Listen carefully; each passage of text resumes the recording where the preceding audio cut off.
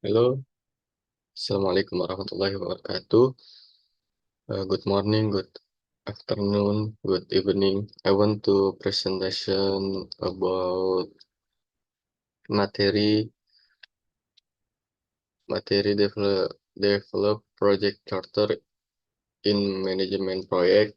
I want to presentation language Indonesia only. I want sorry to my language English little. Baik, di sini saya akan menjelaskan eh, pendahuluan dari mana manajemen proyek pertumbuhan infrastruktur daerah di berbagai sektor perkembangan pesat sering dengan peningkatan ekonomi dan kebutuhan masyarakat. Hal ini memicu peningkatan fasilitas infrastruktur untuk mendukung kehidupan masyarakat. Agar pembangunan infrastruktur dapat berjalan optimal, diperlukan perencanaan dan pengelolaan yang terstruktur melalui penerapan manajemen yang efektif. Manajemen yang baik membutuhkan pendekatan ilmiah dan intensif, terutama dalam konteks proyek harus khusus. Pendekatan ini membantu mengkoordinasikan berbagai aspek proyek dengan lebih terkontrol dan terarah sehingga setiap fase pembangunan dapat berjalan efisien tepat sasaran. Manajemen proyek digunakan untuk merencanakan, mengerjakan, dan mengendalikan kegiatan proyek untuk meminimalisir risiko pada waktu dan biaya proyek. Teknik ini digunakan untuk berorientasi pada tujuan untuk pembangunan proyek konstruksi sebagai gedung, seperti gedung, pembukaan kantor baru, dan pengendalian kegiatan penelitian dan pembangunan. Terselesaikannya suatu proyek infrastruktur tepat waktu menjadi suatu prioritas utama. Faktor waktu dan sumber daya manusia mempengaruhi biaya operasional, khususnya pada biaya pekerja. Permasalahan yang sering terjadi yaitu waktu keterlambatan proyek yang disebabkan kurangnya tepatnya perencanaan proyek, mengakibatkan kegagalan pada proyek yang berdampak kepada semua pekerjaan yang terlibat dalam proyek. Oleh karena itu, perencanaan yang tepat dan sesuai dengan karakteristik proyek yang bersangkutan sangatlah diperlukan untuk menghadapi ketidakpastian kondisi proyek sehingga penjadwalan pelaksanaan suatu proyek dapat dilaksanakan dengan waktu dan biaya yang efisien. Penelitian ini bertujuan untuk merumuskan percepatan waktu dalam perencanaan proyek Jakarta Gelora Marriott. Metode BERT, Project Evaluation and Review Technique, and CMP, Critical Path Method, digunakan untuk menganalisis percepatan waktu, membantu perhitungan ketidakpastian dan estimasi durasi, sedangkan CMP berfokus pada identifikasi jalur kritis yang menentukan durasi minimum proyek. Selain itu, peningkatan biaya akibat percepatan waktu dianalisis menggunakan metode Crashing Project yang memungkinkan penyesuaian durasi dengan tambahan biaya tertentu.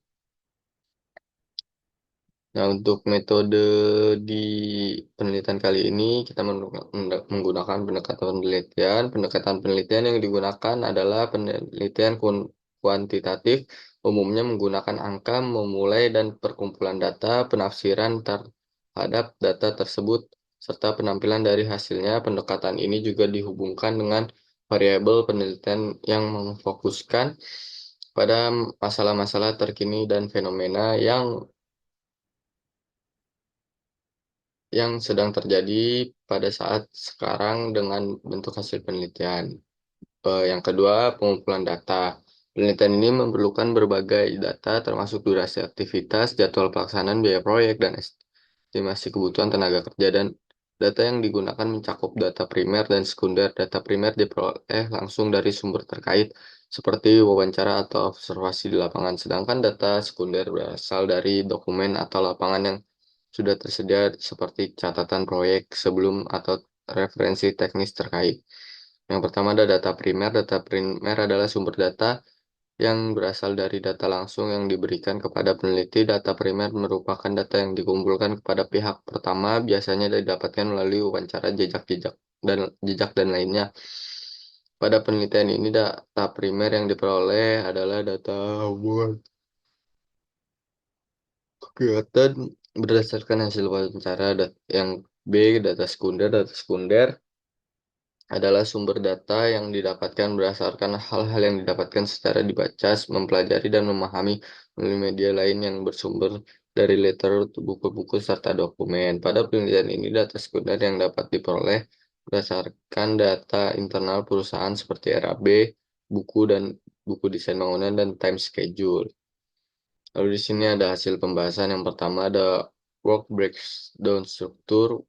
Work breakdown struktur adalah struktur pekerjaan terperinci adalah suatu metode perorganisasian ya proyek menjadi pelapor HIRCAS. WBS biasanya digunakan melakukan pemecahan pada setiap pekerjaan menjadi lebih detail. WBS pada proyek ini berdasarkan dokumen proyek meliputi kontrak, gambar, dan spesifikasi proyek, kemudian disesuaikan dengan rangka uraian kegiatan. Di sini ada gambar WBS.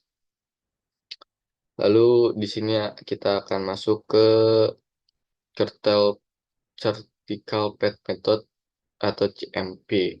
CMP merupakan merincikan setiap aktivitas kegiatan pendahulu waktu kegiatan atau waktu normal dan biaya data tersebut dibutuhkan menjadi jaringan kerja. Dan di sini ada uraian gambar contoh uraian kegiatan metode CMP. Lalu kita masuk ke selanjutnya metode Evaluation and Review Technique. Metode PRT merupakan penerapan estimasi waktu pelayanan proyek dengan A sama dengan waktu optimis, M sama dengan waktu realistis atau normal, B waktu pesimis. Setelah itu mencari waktu aktivitas. Di sini ada crashing project. Biaya percepatan adalah biaya yang harus dibayar kepada tenaga kerja di luar jam kerja. Selain itu, penambahan jam kerja atau bisa disebut tenaga kerja lembur selain biaya untuk pekerjaan di luar jam kerja dilakukan pembahasan pekerja pada kegiatan fishing project. Di sini ada selanjutnya ada kurva S, alat visual alat visual alat visual yang digunakan untuk membantu